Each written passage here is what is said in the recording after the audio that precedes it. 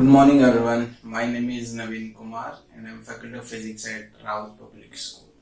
Now in today's video we will see about the chapter Magnetic Effect of Electric Current, that is the fourth chapter of class 12th NCERT. Now we know that whenever we place magnetic substances just like as iron, cobalt, nickel near the magnet, then what this magnet will do? This magnet starts attracting. Now this magnet will start attracting in a particular or a specific space. That space around the magnet within which its influence can be experienced by these magnetic substances is known as a magnetic field. Now this magnetic field is represented by symbol B. And the unit of this magnetic field is Tesla. In respect of the scientist who discovered this or who studied this, Nikola Tesla. So as we can see in the previous chapter, that electric field is a vector quantity. So in the same way, magnetic field is a vector quantity. Means it is having a specific direction, it is having a particular direction of the magnetic field is known, that's why it is a vector quantity. Now we have seen that magnetic field and electric field both are interrelated. That interrelation was firstly what it was studied about the scientist named as Ørsted, Hans Christian Ørsted. So he performed an experiment. And let us see what was that experiment. He placed a current carrying wire above a magnetic compass. That is the south pole, this is the north pole of the compass. And he placed a current carrying wire. Let's suppose this is the wire. And this is the direction of current which is flowing into this wire. This compass is free to move. Now as we can see, this is the north side of the south side of the, and this is north side of this direction. Now current is flowing here is in the south to north direction. As soon as we turn switch on the circuit, that is we close this key, then what happens? A current starts flowing into the south to north direction. So Hans Christian Ørsted, he says that when the current starts flowing from south to north, then you will find a deflection into this magnetic compass, and the north pole of the magnetic compass will move toward the wire. That means the wire will attract the north pole, or we can say this north pole starts moving toward the western side. This is the south, this is north, this is west, and this is east. Now in the second part of this experiment, what he did, he reversed the direction of current.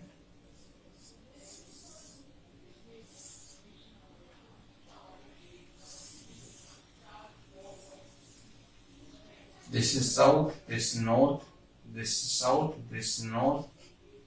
This compass is free to move. Now, as per the Hans Christian Ørsted, what he said? He said, as soon as we turn on the circuit and current start flowing in the wire, then the north pole of this magnet will move away from the wire. That means toward the east side. So we can say that whenever we reverse the direction of current, then deflection also gets reversed. That was the Ørsted experiment, and it was establishing a relation between electric field and magnetic field. Now next very important topic of this chapter is Biot-Savart law. So first of all, before going to the Biot-Savart law, let us understand this diagram. Now what this Biot-Savart law says, it says we are having a current carrying conductor. That means this is a conductor of a particular length, let's say L. In this conductor a current is flowing, I. The amount of current which is flowing into this conductor is I. Then what Biot-Savart law says, if we take a current carrying element, let's suppose this is a current carrying element whose length is dl, that is small l, okay, and if we measure the magnetic field at this point P, which is at a distance r from this current carrying element and making an angle theta, then as per this Biot-Savart law, the magnetic field produced by this current carrying element is directly proportional to current flowing in the conductor. That means I. If we are going to increase the amount of current, then magnetic field will also increase. Okay, directly proportional to length of this conductor. If conductor length is large, then obviously magnetic field produced by this conductor is large. This is also directly proportional to sin theta and inversely proportional to the distance of point of observation. That means if more is the distance between point of observation and the current carrying element, then magnetic field is less. And if the distance is small, then magnetic field is large. Okay, now if we combine all these things, all these four terms, then it becomes I dl sin theta divided by r square.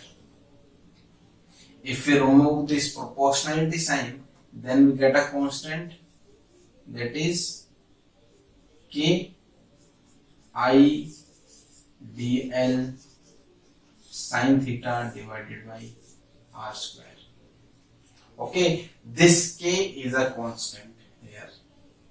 This value of k depends upon the nature of the medium in which this assembly is present, and another thing is that the system of unit that we are going to use. Okay, so Biot-Savart law statement, we can say that this law states that magnetic field produced by this current carrying element is directly proportional to the current, directly proportional to the length of the current element, orientation, and inversely proportional to the square of the distance between the point of observation and the current element. So this is the Biot-Savart law. Now see the value of k. If we take SI unit system and medium is air, free space, in that condition this value of k is mu naught upon 4 pi, and this is equals to 10 raised to power minus 7, 10 raised to power minus 7 Tesla meter per ampere.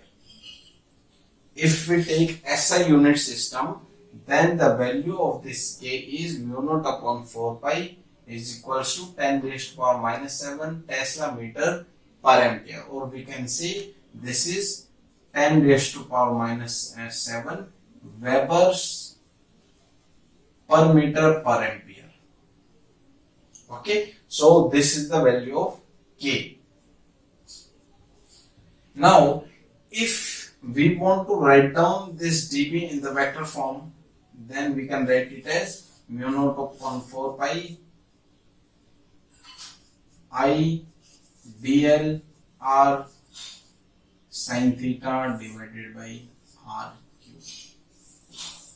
In this way also we can write down this Biot-Savart law, or it can be like this: dB is equals to mu naught upon 4 pi, in the vector form this is I dl cross r vector divided by r cube. This is the vector form of Biot-Savart law. Now there are some cases. The first case is if theta is equals to 0. What will happen in that condition? That means this point is lying on the axis, one of the axes of this current carrying element. In that condition, sin theta is equals to 0. And if sin theta is 0, in that condition dB is equals to 0. That means on the axis, on the conductor current carrying element, magnetic field is always 0. If we are on the axis, if we are making an angle 0 degree. Now case 2 here, if theta is equals to 90 degree, now you can see sin theta at that time is 1. That means magnetic field is maximum. That means if the point of observation is just perpendicular to the surface of the conductor, at that point magnetic field is maximum. Okay, so in the next video we will learn about more magnetic effect of electric current. Thank you very much.